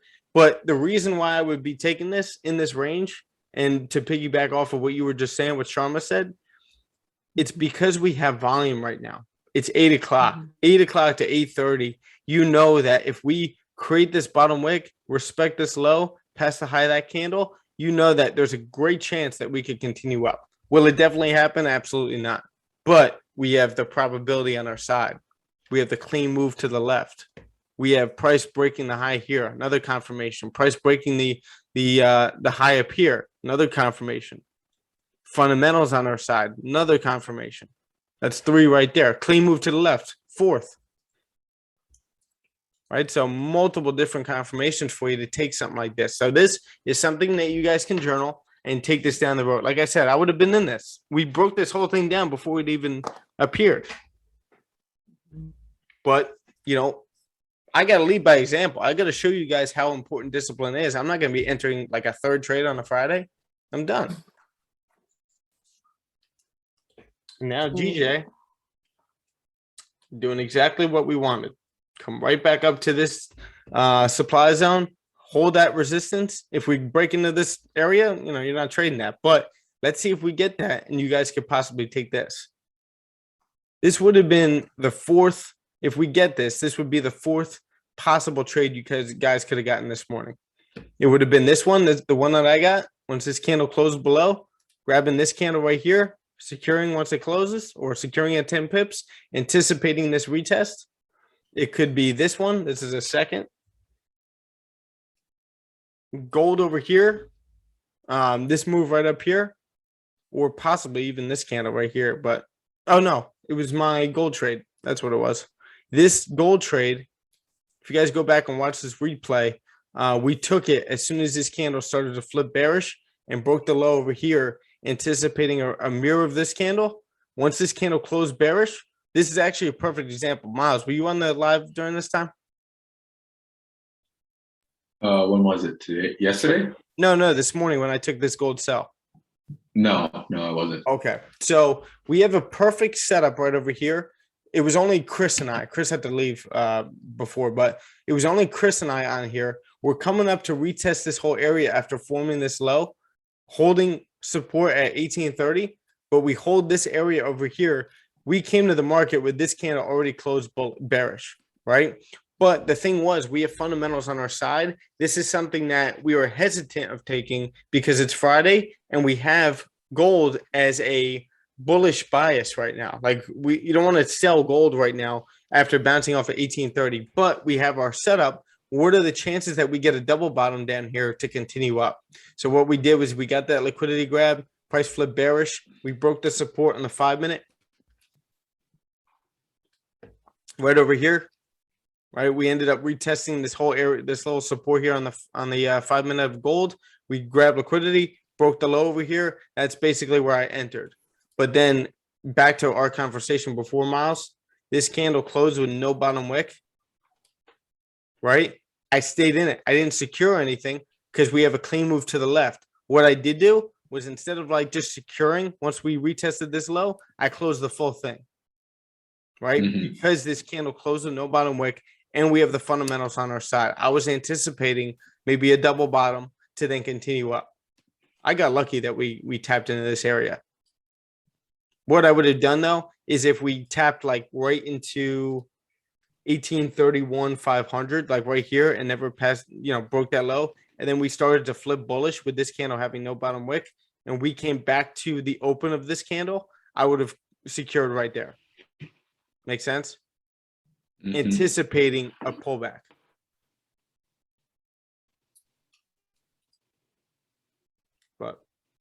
But yeah, this will be a good live to go back and rewatch on YouTube whenever you guys do it over the weekend. Like I said, take the weekend to go back and watch some of the back testing streams. Understand some of the ways. Keep your eyes sharp. Go back test yourself. Use the simulator, and make sure you guys are sharp for next week. Make sure that you guys are prepared for the week. Again, as being business owners, as being traders, you guys got to be professional. Would you take this buy to fill the wick of gold, or it doesn't make sense? Much as far as the wick fill, I think we could fill that wick. I think we cleared that area that we were talking about. Like I said, this whole area is something I was a little concerned about. I had the original area kind of right here based on the 15-minute where you had all these wicks. You had these wicks right here, this wick right here, and then this wick right here tapping into this area. But again, this whole area is an area that we need to clear pretty much. You got that whole support over here, and then support here, and then price tapping into here. Now we clear it out of it. What are the chances that we fill that wick? Pretty high, Cat. Problem is, like, where's your stop loss going to be? Not problem, but the question is.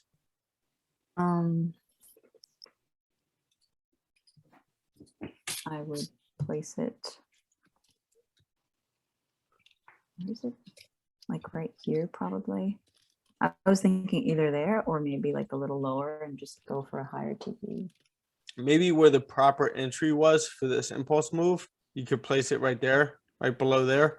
But this isn't like a rejection wick, right? This is a strong candle with a strong bottom wick, strong body, and a nice big wick to fill with a clean move to mirror to the left.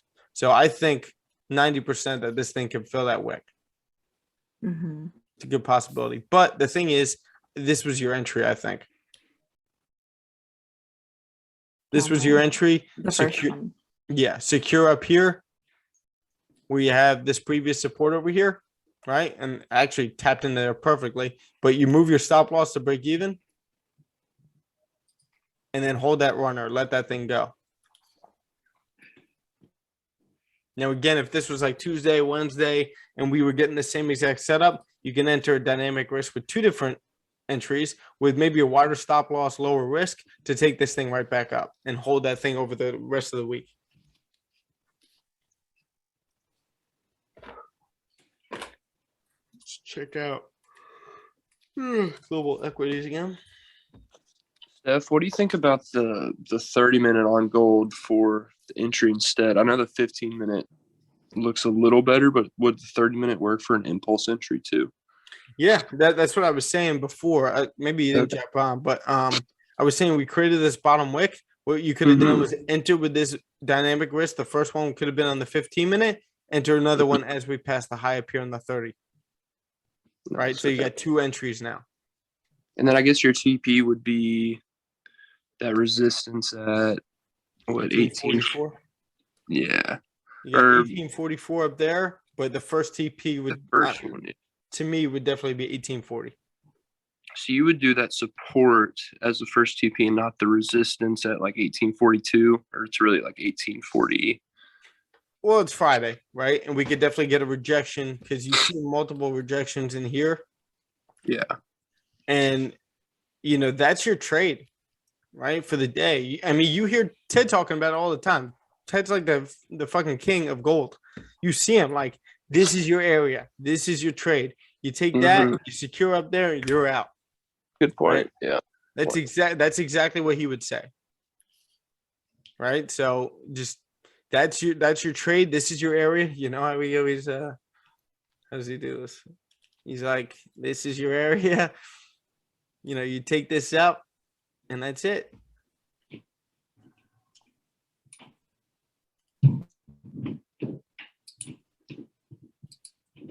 And then he would go on a rant. All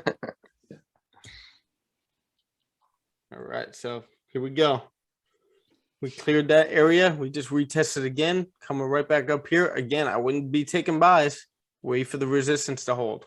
Because now, actually, this is great. How many times have we talked about these long bottom wicks?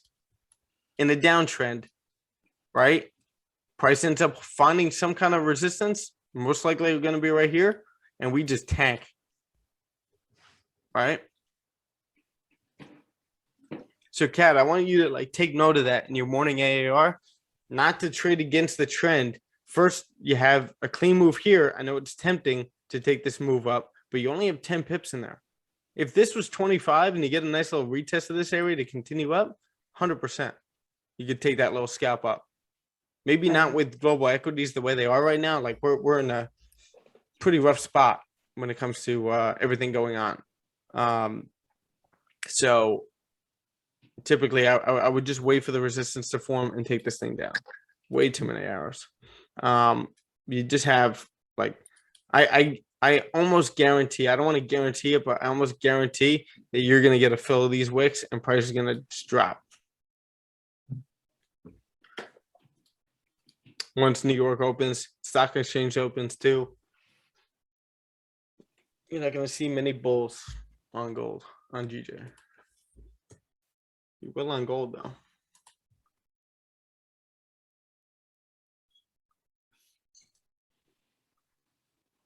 So I just pointed out 4 trades that you guys could have journaled for this session alone that you guys can go back and study. Remember, I always say, go back and review 5 previous trades that you've had in your journal. That's the point of it.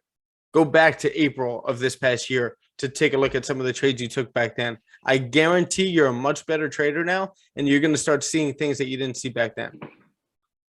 Even when a couple of weeks ago, you guys went back to, or let's say a month ago, you guys went back to review that same trade. Now that you go back again, you're going to see something else. Like I said, it's like watching a TV show where you watch it. Let's say it's The Sopranos. You watch The Sopranos over, right? For the first time. You think you see everything. You watch it again a couple months later and you miss a bunch of shit. You notice a bunch of shit that you missed.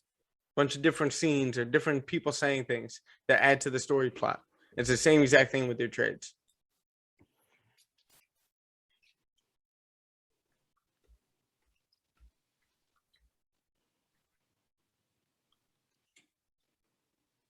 Yeah, I think either GJ drops right here or this is the profit taking of the sellers for the week, right? And then we end up closing back into this range and kind of just ranging in here. Make sense? But with these wicks, I mean, I could see us dropping. See the 30-minute.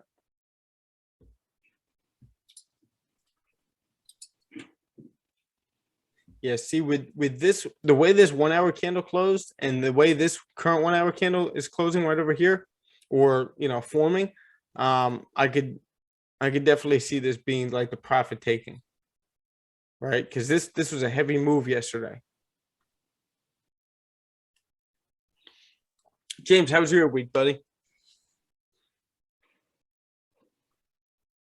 It was good, man. I think I'm done for. I don't think I'm gonna trade today. I had a GU swing last night on the 4 hour that worked out, and so I think I'm just gonna call that a week and just watch today. There you go. Yeah. Good shit, man. But so I got some journaling to do. Went to a hockey game last night, so got some catch up to do today. You and me both. I was just telling everyone I haven't gotten the chance to journal at all like the past 2 weeks, and I hate it because I don't feel like myself. Like that's my thing, and being able to study my trades and stuff. And now it's almost like too late where I can't even go back and remember some of the trades unless I go into MetaTrader. I could always do that. But True. But yeah. I think I'm gonna buy Soft4fx this weekend. It's a long time overdue. No, just I had the Trading View replay, and it really didn't. As I don't know, I don't like it as much as watching the simulation, so I think I'm gonna buy it.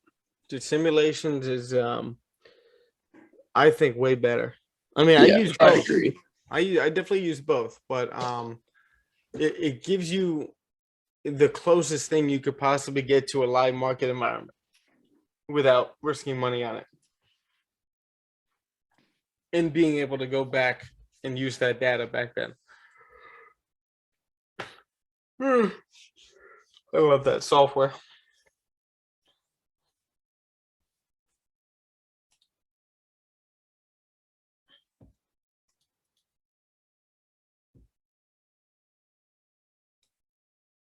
It's like we're well on our way to fill that wick.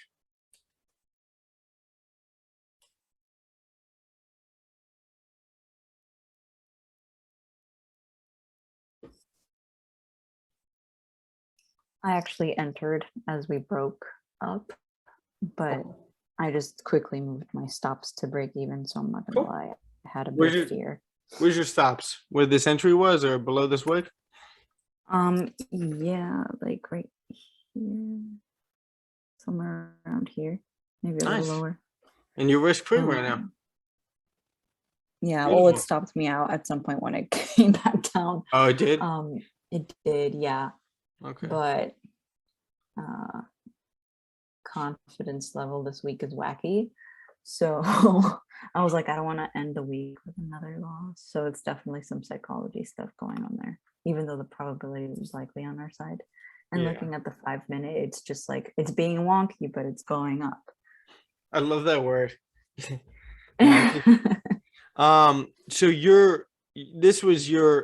this wasn't your entry, right? This was your original That was stop my loss, stop and then you loss. moved it back to break even up here.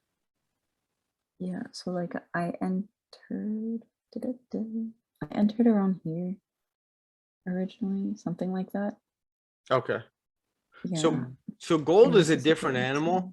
where like it would make sense for you to just take a look at some of these time frames over here and how we just retested this area over here. Even though we came down, we never broke the low of the previous 5 minute, right? If we started doing that, then you could start managing risk, but keeping your stop loss at break even, or where it originally was, but anticipating a full what's it called, fill of this wick up here.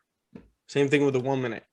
1 minute we were holding support, plus we came up and formed a higher support, and then another higher low, right? So moving your stop loss to break even, I get it. You're managing risk. It's Friday, but that's flirting with that area of micromanaging your trade.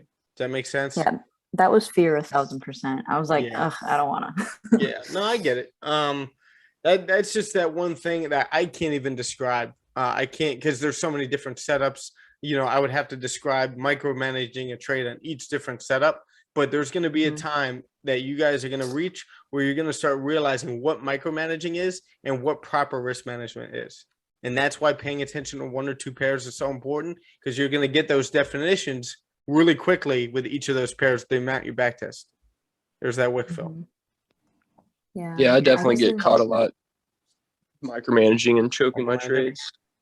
Guys, that's the amount of relaxation you have in your trade is a direct reflection of how much backtesting you've done on that pair, right? If you know your setups, if you know exactly what you're looking for, if you know your edge in the market, right? Your price action edge, every single setup you look for, the probability of that playing out, that's what's going to give you relaxation in the market. If you haven't done that enough yet, you're not going to be relaxing your trades, and you're going to be micromanaging.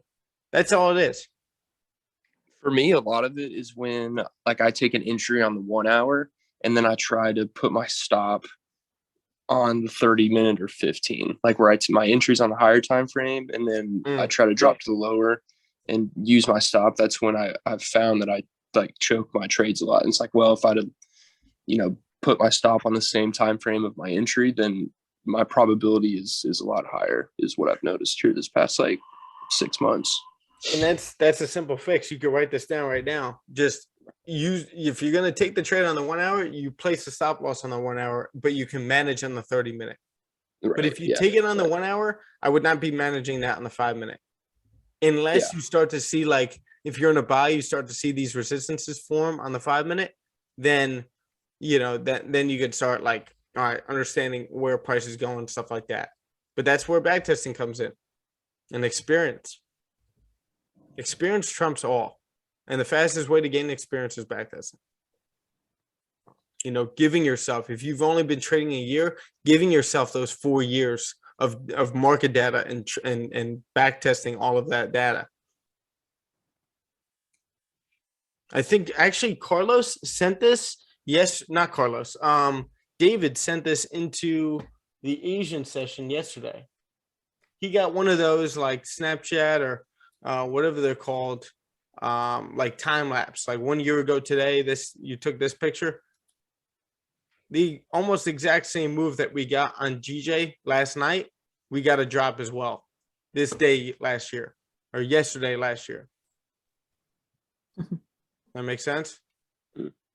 So like that's where back testing is going to come in handy for you. Understanding like what happened on this day, what happened, what normally happens on a Monday, what normally happens on Thursdays. Right? That's all like a big help for you.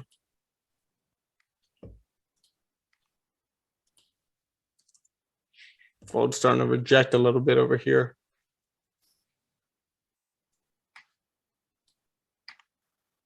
But I think with that being said, guys, I think you guys are just about done for the week, right? No one else is planning on taking another trade? Yeah, I'm sitting on my hands the rest of the day. There you go. So now's the time that you guys close your MetaTrader. You open up a SoftFX. If you guys haven't taken a trade this morning and you want your fix, you want to place a trade or something like that, open SoftFX. Do not start, it's people blow their most profits on Fridays. You could have a successful week, a great week, and then all of a sudden on Friday, just waste it all. Just by getting greedy, by taking one little loss on Friday and kind of like thinking that you ruined your week a little bit just by taking a little loss. And then you want to make that back because you want to end the week on a high note. And all of a sudden you lose that one too. It's a slippery slope. And I was going over this with Kat or Tiffany last night. That slippery slope can happen anytime in your career. Most of the time, it's not going to happen deep in your career. But let's say you're 3 or 4 years into trading and you're really developing your confidence. Everything's, going according to plan. And then all of a sudden you have one discipline slip up and it can wipe out your confidence completely. And your confidence is everything in trading, not overconfidence. But with that being said, guys, have a great weekend. If you guys have anything you want to go over for the weekend, please let me know. Send me a message on Slack. We'll go over it. Add your trades to Trello. We'll, I'll review them. I'll put notes in there too for anything that I'm thinking if we haven't gone over it on the lives. And like I said, have a great weekend. I'll see you guys Monday. Have a good one. Sounds All good. right, have a nice week, everybody. Good week. All right. All right, guys. Have a good one.